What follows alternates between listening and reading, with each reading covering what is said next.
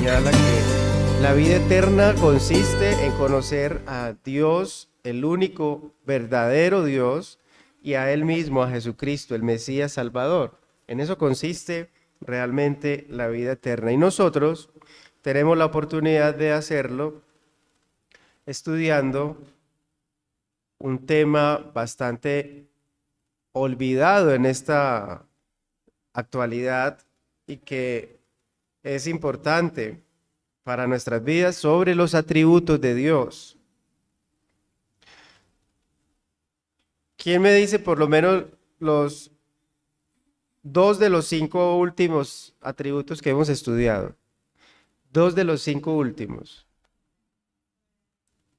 Soberanía, sí, pero no es de los 5 últimos. Pero sí hemos estudiado la soberanía de Dios. ¿Quién? El gozo es uno de los 5 últimos. Y otro, paciencia. Esos dos son de los 5 últimos. Liz, ¿cuál ibas a decir, Janet? Ibas a decir otro. Ese tiene que ver con el gozo, con el que vimos del gozo. O sea que es parte de los que vimos. Exacto. Los 5 últimos que vimos han sido el gozo, la misericordia, la paciencia, está dentro de los 5 últimos, la fidelidad y la inmutabilidad de Dios. Si notamos esos 5 últimos, todos con una característica como de bienestar, como, ay, qué tan agradable. Hablar de, por ejemplo, que Dios no cambia, bueno, qué chévere. Hablar de la fidelidad de Dios, ¿quién no quiere hablar de la fidelidad de Dios? Hablar de la paciencia de Dios, claro que queremos escuchar que Dios es paciente. ¿Quién no quiere hablar de la misericordia de Dios? Todo el mundo quiere hablar de la misericordia de Dios.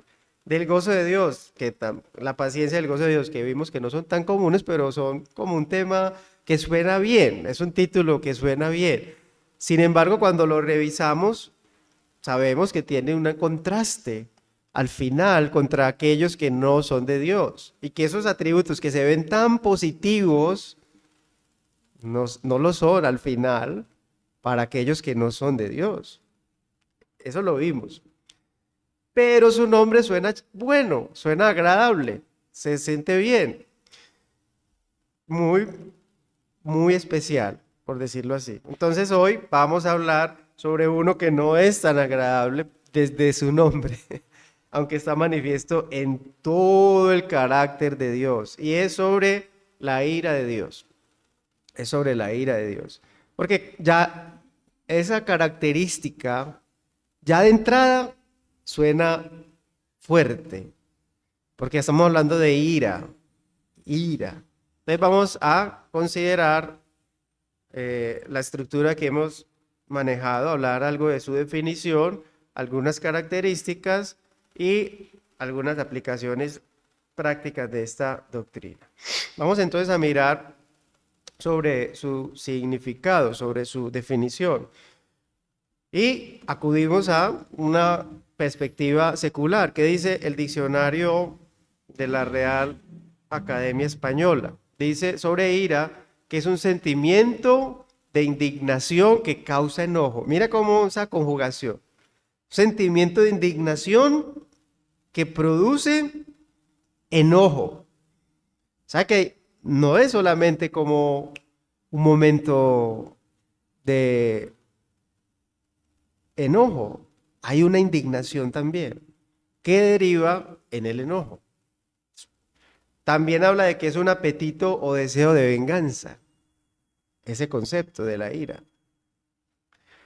Y también menciona otro aspecto que señala furia o violencia de los elementos de la naturaleza, que es aplicable a la naturaleza. Cuando vemos una tragedia de la naturaleza, alguna circunstancia como un terremoto, huracanes, se clasifica como la ira de la naturaleza, como que una expresión de ira, de enojo, como, uy, está enojado el viento, se enojó la tierra, algo así, como dando una connotación de furia, de violencia a esos elementos de la naturaleza. Desde una perspectiva teológica, podríamos decirlo así, con una idea sobre Dios, hablando de la ira acerca de Dios, puede definirse como que es esa ira justa y el castigo de Dios provocado por el pecado, que es justa, hace parte del castigo de Dios provocado por el pecado. Es la respuesta de la santidad de Dios, de la justicia de Dios, que ellos hemos visto uno de esos atributos, que es la santidad, y no hemos visto la justicia de Dios, ante el pecado. Es la respuesta. Dios es santo, Dios es justo. ¿Y cuál es su reacción ante el pecado? La ira, el enojo. Es la sentencia que se deriva de su juicio perfecto. Entonces, retornamos a la primera clase que vimos, donde todos los atributos de Dios están entrelazados. Es la esencia de Dios, no estamos hablando de apartados atributos donde como que hoy voy a ser paciente, hoy voy a ser amoroso, hoy voy a tener ira. No, todos están mezclados. Es más, como Dios es santo y Dios es justo, la manera de manifestar esos atributos es a través de su ira. Es más, incluso a través del amor se manifiesta también la ira de Dios. Incluso a través de su amor. Pero miremos lo que dice la Escritura sobre este término. Éxodo capítulo 34, versos del 5 al 7, dice, hablando en un momento bien especial, que ya lo hemos citado en otros espacios sobre Moisés, dice, descendió Jehová en la nube y permaneció allí junto a él, y él proclamó el nombre de Jehová. Jehová pasó por delante de él y exclamó, Jehová, Jehová, Dios fuerte, misericordioso y piadoso, tardo para la ira, y ya vimos esta expresión hablando de su paciencia, tardo para la ira y grande en misericordia y verdad, que guarda misericordia a millares, que perdona la iniquidad, la rebelión y el pecado, pero que de ningún modo tendrá por inocente al malvado, que castiga la maldad de los padres en los hijos y en los hijos de los hijos hasta la tercera y cuarta generación. Si notan que lo hemos visto en otros momentos, vemos una descripción equilibrada. Él perdona, pero no tiene por inocente al culpable. Y ya en el desarrollo de lo que aprendemos en la Escritura, entendemos de que el perdón está sobre la base no del indulto, sino de una muerte sustitutiva, una muerte sustituta. Alguien debía pagar el precio porque él no tiene por inocente al que es culpable. Alguien debía asumir la responsabilidad. Sobre esa base es el perdón de Dios. Pero lo que nos llama la atención hoy en nuestro tema es la palabra ira. La ira, esa palabra que utiliza Moisés acá en el hebreo es la palabra af, que hace referencia a airar. Es más, esta palabra que utiliza Moisés y que es muy repetida en el Antiguo Testamento, habla de una idea como, incluso menciona la nariz, el aliento, porque habla de una idea como respirar así con furia. Esa es la idea de esa palabra, por eso incluso se menciona la palabra aliento, y en algunos apartados de su significado hace referencia a respirar con pasión por la nariz. A eso se refiere ese término. O sea que cuando se utiliza esta expresión, hace referencia a esa forma de furia, como que uno ya va a explotar. Hablando desde la perspectiva humana, imagínense eso anclado al Dios Todopoderoso, en esa condición. Y dice que es tardo para eso, pero no dice que no tiene eso. No dice que Dios no tiene ira, eso no lo dice la Escritura. Él es tardo para llegar allá, pero hace parte de sus atributos, hace parte de su esencia y tiene que ver, como lo estamos bien estudiando, con relación al pecado, con relación al pecado. Miremos lo que no es la ira de Dios, hablando de su definición. Lo que no es la ira de Dios. La ira de Dios no es un berrinche de Dios. No es una pataleta de Dios. No es que Dios simplemente se le ocurrió sentir eso de estar enojado. La ira de Dios no es una reacción impulsiva de Dios. ¿Qué es lo que pasa? Esto es importante aclararlo porque como nosotros desde nuestra parte humana empezamos a darle una imagen incorrecta de lo que es Dios. Por eso es la importancia del estudio de la Biblia, de la palabra de Dios, porque es donde nos hacemos una imagen equivocada de Dios basado en nuestras experiencias. Entonces, como nosotros tenemos algún momento así de que nos ofuscamos y salimos de control, creemos que la ira de Dios es así como nosotros. Y eso es darle unas atribuciones antropológicas a Dios, como si Dios fuera un hombre o un ser humano, y Dios no es un ser humano. Entonces, no es una reacción impulsiva de Dios como pudiese ocurrirse en nuestro caso. Tampoco es una rabia del momento de Dios. La ira de Dios no es una rabia así momentánea. La ira de Dios no es una emoción que pudiese dominar a Dios, como si pudiera dominar al hombre. Por eso la Escritura señala que la ira del hombre no obra la justicia de Dios, es que es distintísima. La ira de Dios no es una emoción que pueda dominar al Dios Todopoderoso. Y también la ira de Dios no quiere decir que sea el lado oscuro de Dios, como el lado malo de, es que ese es el lado malo de Dios. Eso no aplica, no tiene nada que ver con eso. Dios es bueno, Dios es luz, Dios es perfecto. Entonces no hace referencia a que ese sea como el lado malo de Dios.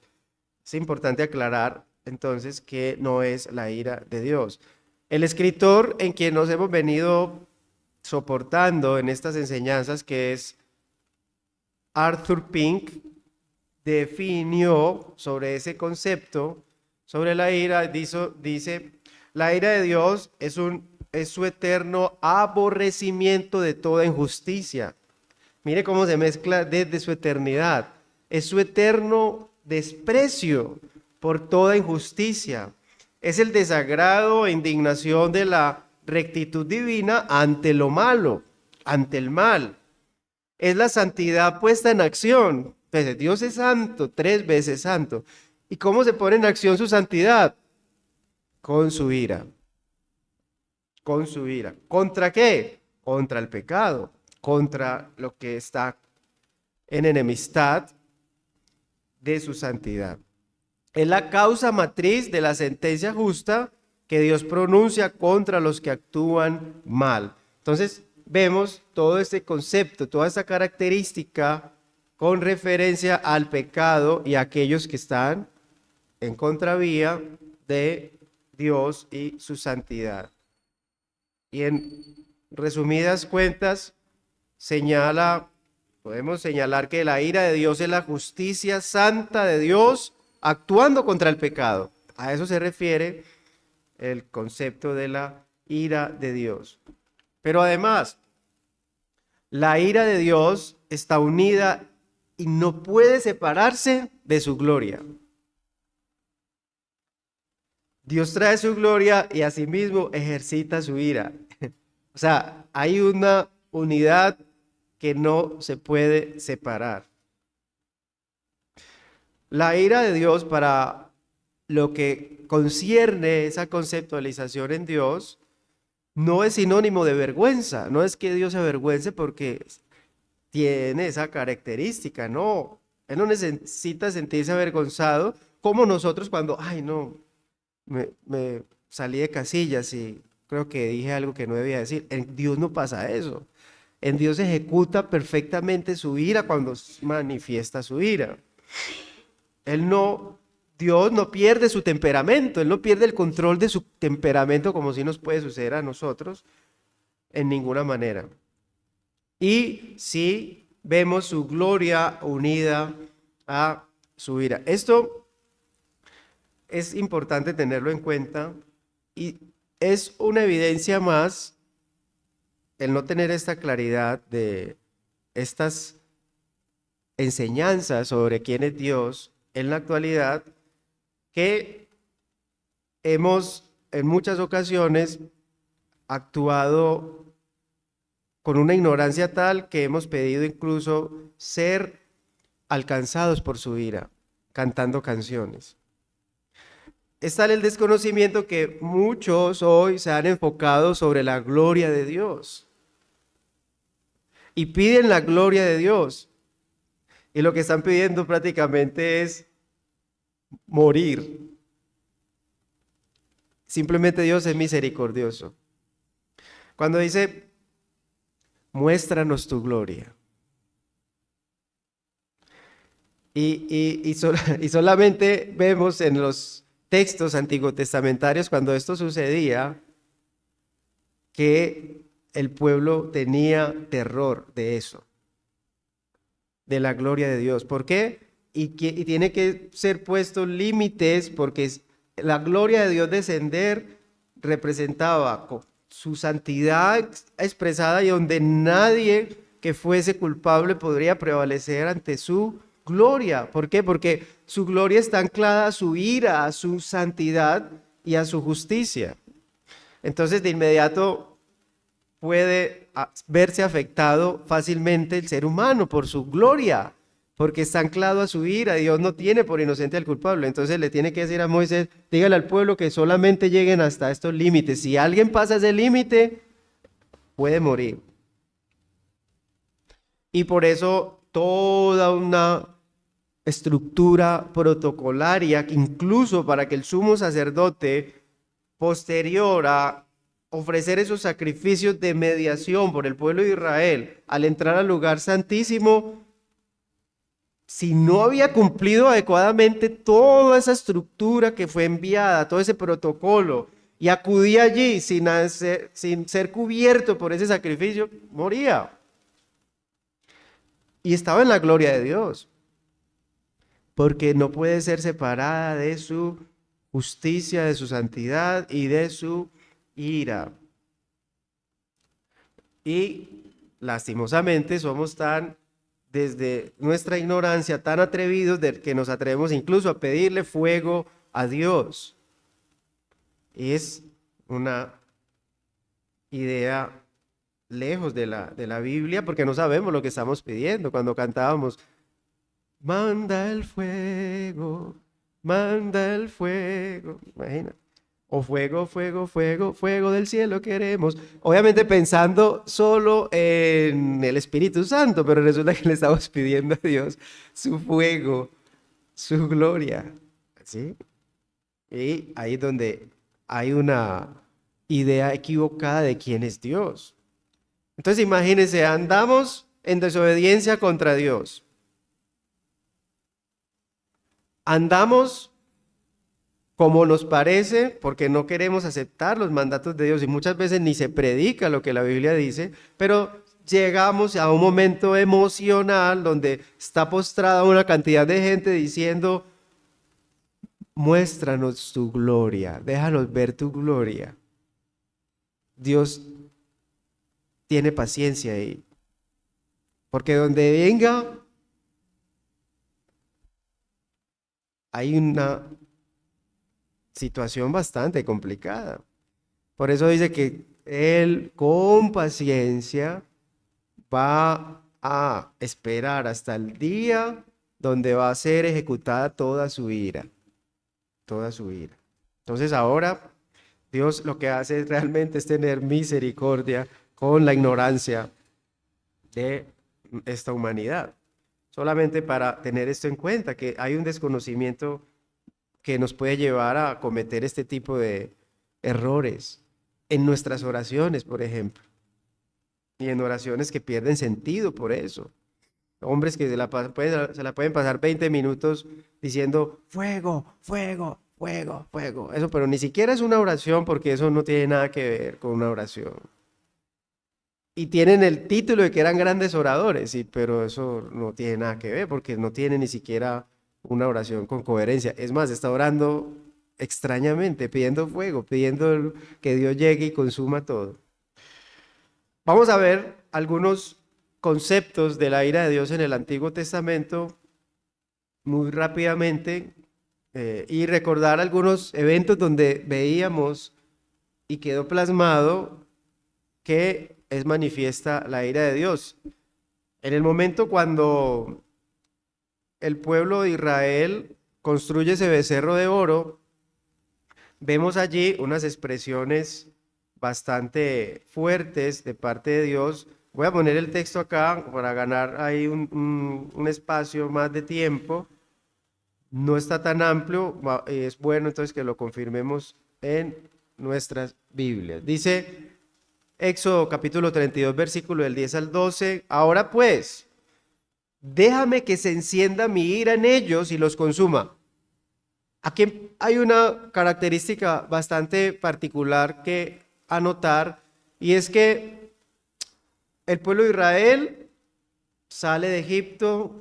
Moisés tiene que estar ausente por un periodo de tiempo. Ellos ven, no, pues parece que vamos a morir acá en este desierto, hagámonos algo que podamos ver, una imagen de algo, y construyeron un becerro de oro.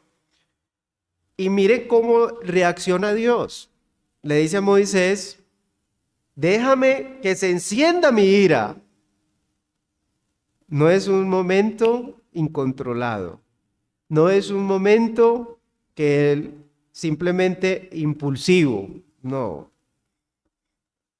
Hay un objeto de ira, claro. Entonces él llega y dice, déjame que se encienda mi ira en ellos y los consuma. Vaya, o sea, voy a destruir este pueblo. Y le dice a Moisés, y de ti yo haré una nación grande. Entonces Moisés oró en presencia de Jehová su Dios y dijo, oh Jehová, ¿por qué se encenderá tu furor contra tu pueblo que tú sacaste de la tierra de Egipto con gran poder y con mano fuerte? Entonces hay como un pequeño periodo de tiempo donde hay el pecado y Dios está en conocimiento de ese pecado y determina encender su ira y su furor para actuar controlado. Incluso Moisés le dice eso, ¿por qué se va a encender tu ira? ¿Por qué han de hablar los egipcios diciendo para mal los sacó, para matarlos en los montes y para raerlos de sobre la faz de la tierra? Y hace una intercesión en ese momento. Dice, vuélvete del ardor de tu ira y arrepiéntete de este mal contra tu pueblo. Le pide por este pueblo que no lo vaya a destruir. Obviamente Moisés está haciendo mención a todo el pueblo, no específicamente a aquellos que pervirtieron al pueblo. Entonces vemos que hay un control de su ira. ¿Dónde la vemos ya? En una acción contra Sodoma y Gomorra. No vamos a leer estos textos que son bastante largos, pero recordemos que contra Sodoma y Gomorra también Dios determina con paciencia su juicio. Y le dice incluso a Abraham le dice, no, pero allá es probable que haya gente justa. Bueno, listo, entonces busque 50 justos y no destruyó a Sodoma y Gomorra. Y no había 50. Bueno, 40 de pronto. Hágale, busque los 40. No habían 40, no habían 30, no habían 20. No habían. Y Lot por ser familia, porque hasta Lot tenía su situación, aunque era considerado justo por Dios. Entonces miremos que siempre una advertencia y es ejecutada su ira. Pero ¿qué dice Nahum? Miremos lo que dice Nahum hablando de la completa ira de Dios. Dice Nahum capítulo 1 versículos 2 y 3. Jehová es Dios celoso y vengador. Y bueno, y aquí hay otra perspectiva de quién es Dios. Celoso y vengador. Jehová es vengador y lleno de indignación. Se venga de sus adversarios y guarda enojo para sus enemigos. Jehová es tardo para la ira y grande en poder, y no tendrá por inocente al culpable. Jehová marcha en la tempestad y el torbellino, y las nubes son el polvo de sus pies. Es decir, vemos ya otra parte de Dios con relación a su indignación, con relación a la expresión hacia sus enemigos como un Dios vengador. Y un Dios que es quien guarda enojo para sus enemigos. Y el mismo Nahum describe en el capítulo, en los versos del 6 al 8, ¿quién permanecerá delante de su ira? ¿Y quién quedará en pie en el ardor de su enojo? Su ira se derrama como fuego, y por él se hienden las peñas. Jehová es bueno, fortaleza en el día de la angustia, y conoce a los que en él confían. Mas con inundación impetuosa consumirá a sus adversarios, y tinieblas perseguirán a sus enemigos. Y eso habla de ese equilibrio, de esa simetría en Dios y su carácter y sus atributos. Hay simetría, hay igualdad en su amor, en su misericordia, porque Él es bueno y es fortaleza en el día de la angustia. ¿Para quiénes? Para los que en Él confían. Pero también es fuego consumidor para aquellos que están en contra de Él. Y eso habla de la simetría que existe en su carácter. Amós capítulo 5, versículos del 18 al 20 dice: hay de los que desean el día de Jehová ¿Para qué queréis este día de Jehová?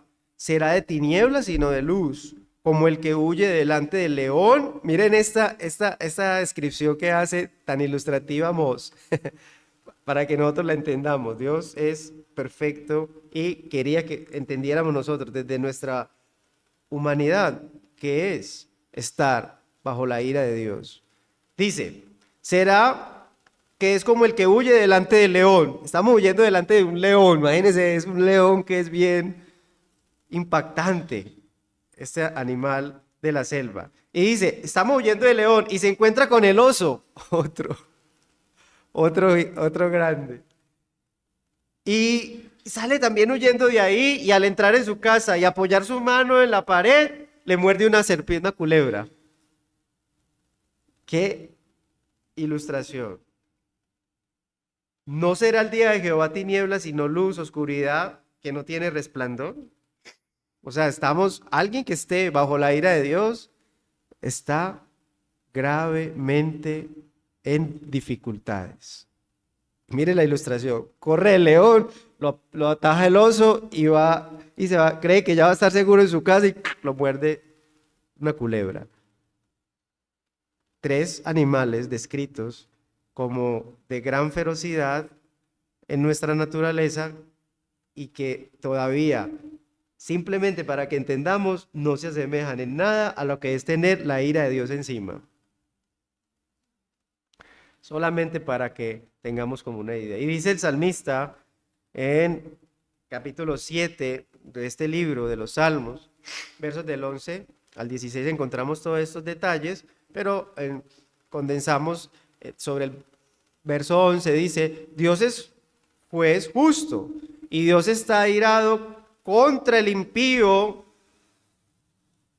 de vez en cuando. Y hay 2 situaciones que aclarar ahí. Está airado contra el pecador, persona. Y ya, como lo hemos visto en otros espacios, queda derribado entonces ese concepto falso que dice que Dios ama al pecador y aborrece al pecado. Aborrece a los dos, al pecador y al pecado. Es más, está airado no con el pecado, está airado con el pecador. Todos los días está airado con el impío, todos los días. Si no se arrepiente, Él, Dios, afilará su espada. Armado ya tiene su arco y lo ha preparado. Asimismo ha preparado armas de muerte. Es decir, ya Dios tiene todo preparado, porque Él es juez justo y Él está airado. Está en este concepto que estamos estudiando, de enojo, de indignación, todos los días contra el pecador. Todos los días contra el pecador. Y miremos algunos elementos nuevo testamentarios sobre la ira de Dios. Dice Romanos, hablando de revelación continua que nos está mostrando la ira de Dios. Dice Pablo, porque la ira de Dios se revela desde el cielo contra toda impiedad e injusticia de los hombres que detienen con injusticia la verdad.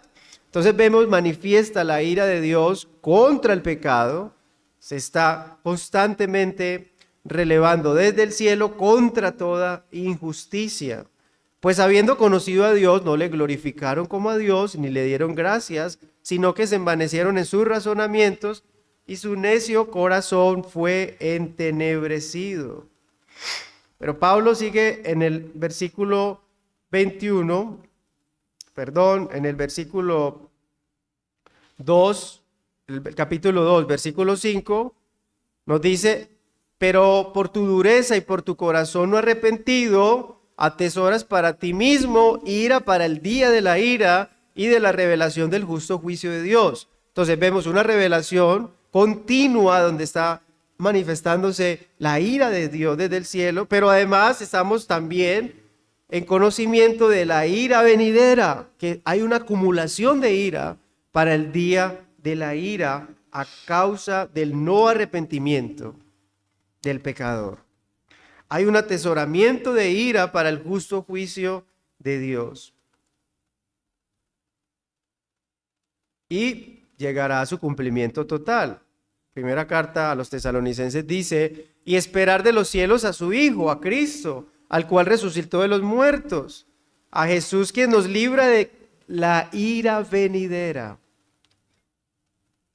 Y aquí ya entra en escena de nuestra enseñanza la alternativa para contrarrestar esa ira venidera.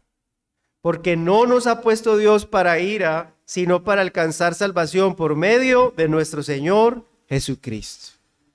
Y entra en escena, en equilibrio también de ese concepto de la ira de Dios, nuestro Señor Jesucristo. Bueno, ¿y qué podemos decir de todo esto que hemos aclarado en cierta medida y que todavía pudiésemos ahondar en más detalles? Que hoy en día, así se ven los atributos de Dios y así se ve cuando se menciona sobre la ira. Así como está esa pintura, ese cuadrito ahí.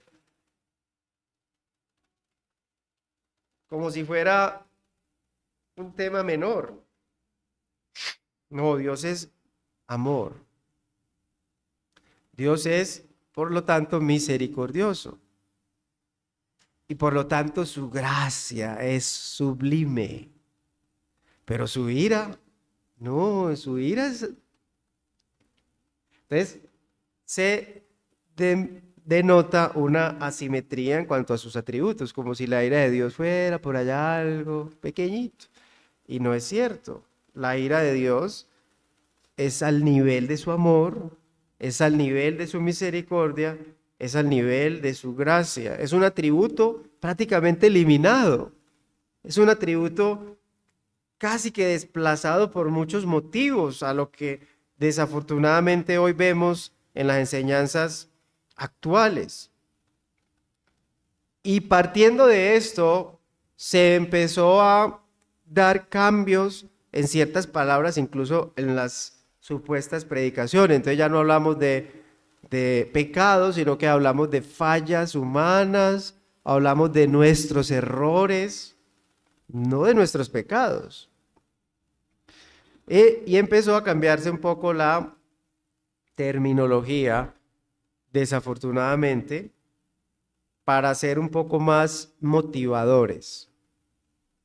¿Por qué? Como no hay este concepto de la ira de Dios, la justicia en Dios, cuando es transgredida, cuando hay pecado, que es la transgresión de su justicia, la ira de Dios es manifestada. Y eso, aunque muchos quieran pensar que la primera venida de Cristo parece que hubiera eliminado el tema de la ira de Dios y que eso perteneciera solo al Antiguo Testamento.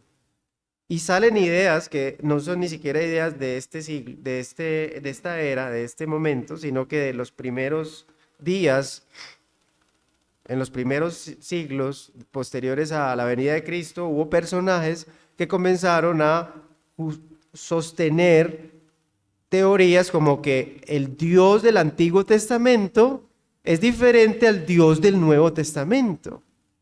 Y eso se quedó tan en nuestra forma de pensamiento teológico actual, contemporánea, que hoy decimos y vemos, hoy dicen muchos y escuchamos a muchos decir que no, es que el Dios del Antiguo Testamento era otro. Eso es falso.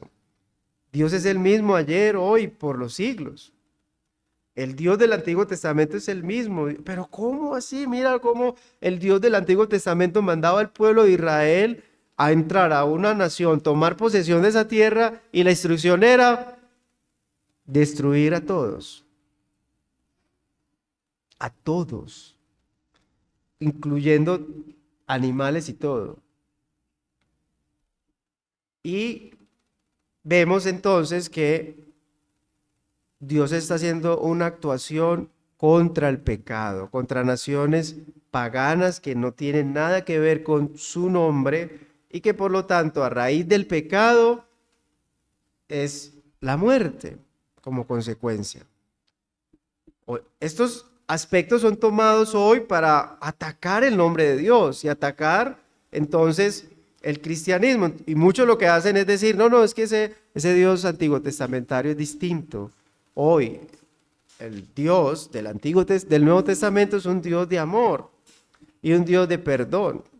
Cuando vemos que la Biblia menciona incluso sobre Cristo, sobre ese Mesías, que Él venía a experimentar la ira de Dios y que además Él sería el ejecutor de la ira de Dios,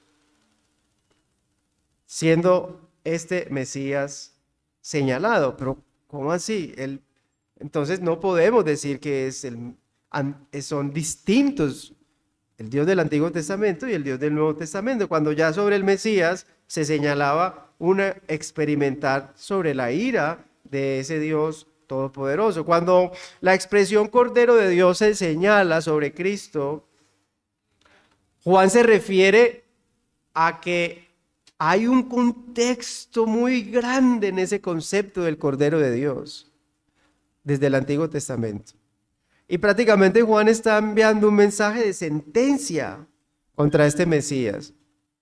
Y parece muy como tierna esta expresión, tanto que queda como minimizada en Cordero de Dios que quita el pecado, algo así, que quita el pecado, como si fuera algo así, como tierno. Eso no es una expresión tierna, para nada.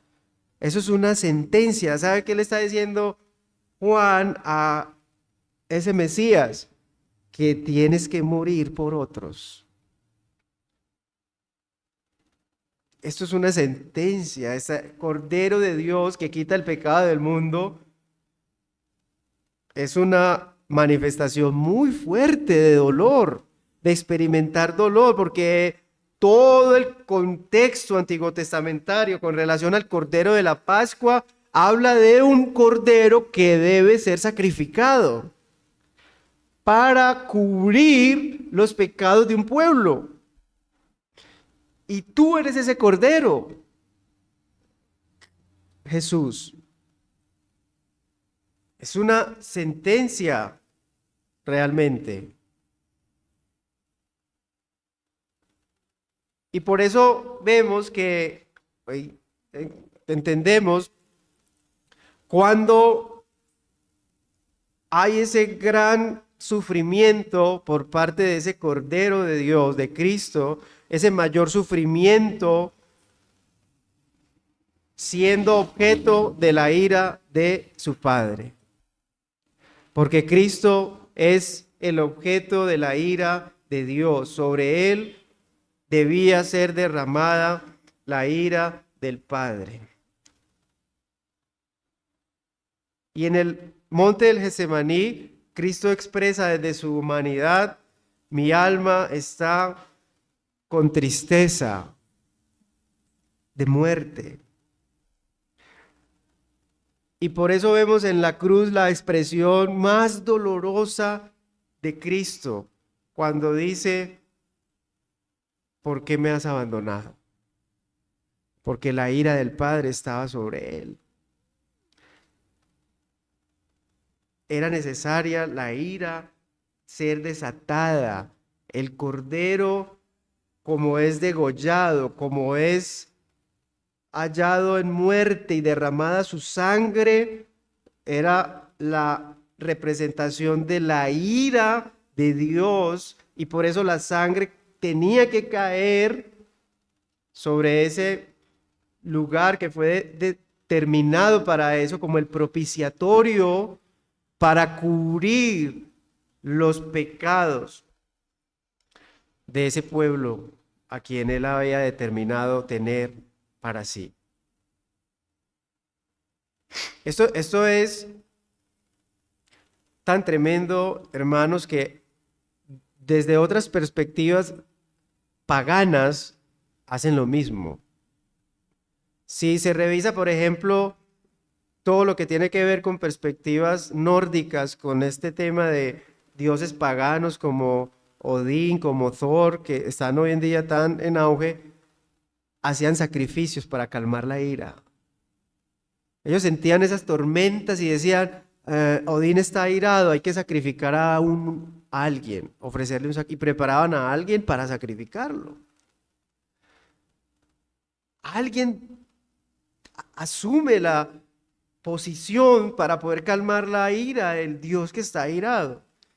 Y el Dios Todopoderoso ya lo había mostrado desde el Antiguo Testamento, que algo debe de ser sacrificado. Desde el Edén, cuando es cubierto Adán y Eva con pieles, ya hay en demostración un sacrificio.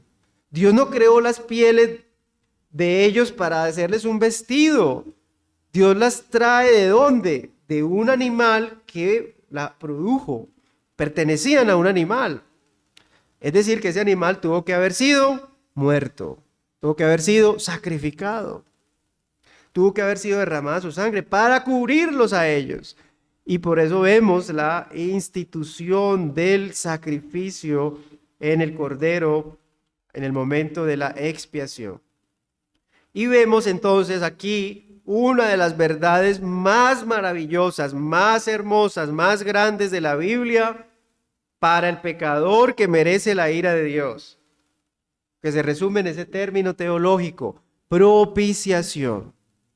Propiciación. Dice Juan, en esto consiste el amor, no en que nosotros hayamos amado a Dios, sino en que Él nos amó a nosotros y envió a su Hijo en propiciación por nuestros pecados. La propiciación significa que esa ira de Dios que está controlada, pero que está activa contra el pecado, ha sido apaciguada para todos los que han confiado en Jesucristo. Esas son las buenas nuevas del Evangelio. Y es que aquellos que han puesto su fe en Jesús como el Cordero de Dios, ya no están bajo la sentencia de la ira de Dios. Y Él os dio vida a vosotros cuando estabais muertos en vuestros delitos y pecados, en los cuales anduvisteis en otro tiempo, siguiendo la corriente de este mundo, conforme al príncipe de la potestad del aire, el espíritu que ahora opera en los hijos de desobediencia, entre los cuales también todos nosotros vivimos en otro tiempo, en los deseos de nuestra carne, haciendo la voluntad de la carne y de los pensamientos, y éramos por naturaleza hijos de ira, lo mismo que los demás. Pero Dios, que es rico en misericordia, por su gran amor con que nos amó, aun estando nosotros muertos en pecados, nos dio vida juntamente con Cristo. Por su gracia sois salvos. Y juntamente con Él nos resucitó y asimismo nos hizo sentar en los lugares celestiales con Cristo Jesús, para mostrar en los siglos venideros las abundantes riquezas de su gracia en su bondad para con nosotros en Cristo Jesús. Porque por gracia sois salvos por medio de la fe, y esto no de vosotros, pues es don de Dios, no por obras para que nadie se gloríe, porque somos hechura suya, creados en Cristo Jesús para buenas obras, las cuales Dios preparó de antemano para que anduviésemos en ellas. El Dios del Antiguo Testamento es el mismo del Nuevo Testamento. Lo que pasa es que alguien pagó el precio. Alguien pagó el precio de esa ira de Dios. Y es Cristo, el Cordero perfecto, el Cordero de Dios. Entra en escena y nosotros somos bienaventurados al ser parte ya de este plan de redención ejecutado plenamente en Cristo. La gran ira de Dios es necesaria y cierta. Esto porque los hombres rechazan la provisión que Dios ha hecho para los pecadores a través de ese sacrificio de la cruz de Cristo. Y por eso Él debía experimentar la ira de Dios, pero además ser el ejecutor de la ira de Dios. ¿Y cómo así que el ejecutor de la ira de Dios? Es que solo el hecho de la manifestación de Cristo en esta tierra, solo ese acto ya de entrada lo hace el ejecutor de la ira de Dios. Porque ¿qué sucede? El que cree en el Hijo tiene la vida eterna, pero el que rehúsa creer en el Hijo no verá la vida, sino que la ira de Dios está sobre él. Solamente aparecer Cristo en escena y el hecho de que alguien no está en él, no cree en él, ya está bajo la ira de Dios y lo convierte a él en el ejecutor de su ira. Y además, en su segunda venida, dice la Escritura que con la espada de su boca destruirá a sus enemigos. Quien recibió la ira de Dios, Cristo, para salvar a su pueblo, será a su vez el juez y ejecutor de la ira divina, porque así como se humilló hasta lo sumo, hasta la muerte, hasta lo más alto de lo más alto fue exaltado su nombre, sobre todo nombre. La ira divina no es solo un fenómeno del Antiguo Testamento, es una certeza de profecía bíblica. Y por eso se nos invita a todos a tener prisa, a arrepentirnos mientras hay tiempo de escapar de la ira de Dios, teniendo fe en Cristo. Por eso, una de las lecturas que, en segundo lugar, después de la Biblia, en el mundo es la lectura del progreso del peregrino. Dios permitió ese estilo de escrituras porque lo que pasa con Cristiano es eso, que él que empieza a correr de la ira que viene, hay que huir, esto está en ira, estamos bajo ira, algo va a acontecer y es la ejecución de la ira de Dios. Eso es lo que está acumulándose cada día, cada minuto que pasa, cada momento que vemos que transcurre de la historia de la humanidad es un acumulado de la ira de Dios para el día de su ira. Algunas aplicaciones para cerrar esta temática. La ira de Dios es muy diferente a la ira del hombre. Dios no es como nosotros, no ama, no piensa como nosotros, no odia ni desprecia como nosotros. Pensar que Dios siente como nosotros es darle forma humana y es hacerlo antropomórfico, es decir, no aplica tener esa consideración de nuestros sentimientos con relación hacia Dios. Hay que tener eso claro y por eso es importante el estudio de la Biblia. La ira de Dios es lenta y controlada, no es repentina ni explosiva. Es importante tener eso en cuenta, no es una actuación impulsiva. La ira de Dios incluso viene después de la advertencia de juicio. 120 años antes del diluvio, cuando con Nínive vaya y les dice a ellos que los voy a destruir. Sodoma y Gomorra fueron enviados ángeles. Y lo que vemos hoy, la predicación del evangelio una y otra vez, y solo lo que está haciendo es acumulando el juicio de Dios. Siempre hay una advertencia, previa a su juicio. La ira de Dios está siempre en proporción directa con el pecado del hombre. Es decir, la ira de Dios con los impíos es grande, va a ser grande. Los hombres la merecerán y no hay escapatoria. Los hombres saben que la ira que caerá sobre ellos viene de Dios, es un juicio sobre sus pecados. Y a pesar de eso, seguimos pecando. La ira de Dios hacia su pueblo, tanto presente como la venidera, se ha extinguido. ¿Pero cómo fue eso? Y es que la muerte sustitutiva de Jesucristo abolió la ira de Dios hacia su pueblo y les asegura el tratamiento que Él tendrá con ellos para siempre y será propicio y favorable. La pregunta es, ¿somos su pueblo?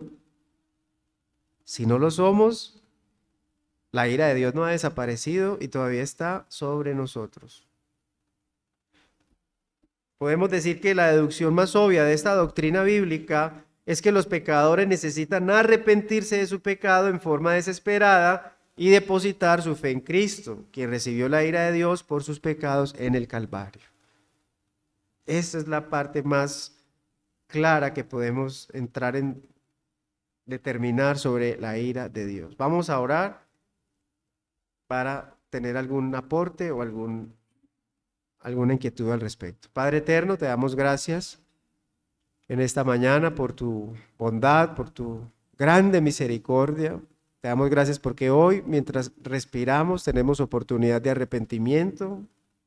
Y quizás vemos expresiones, vemos estas lecturas, y podemos en nuestra mente imaginar lo que sucedió antiguo testamentariamente en el diluvio, en Sodoma y Gomorra, con este pueblo de Israel tan endurecido de corazón. Y quizá todavía no lo vemos tan terrorífico. Y sin embargo hoy, en este momento, hay muchas personas en la eternidad padeciendo tu ira para siempre. Y que quizás pensaron como nosotros, que mientras vivían no sentían nada particular y que todo era dentro de lo normal y que todos estos aspectos que estudiamos eran simplemente información en nuestra mente. Te rogamos que por tu Espíritu Santo seamos convencidos, seamos redargüidos y que sintamos la necesidad del arrepentimiento, de evaluar nuestras vidas, de andar en santidad, de abandonar al pecado, de luchar contra el pecado, sabiendo que tú estás airado contra el pecado y contra nosotros cuando pecamos. Te damos gracias por Cristo. Si estamos en Él unidos, es nuestro abogado cuando pecamos. Y abogado tenemos para contigo. Y te damos gracias por esa mediación de Cristo Jesús, por su justicia, por su perfección.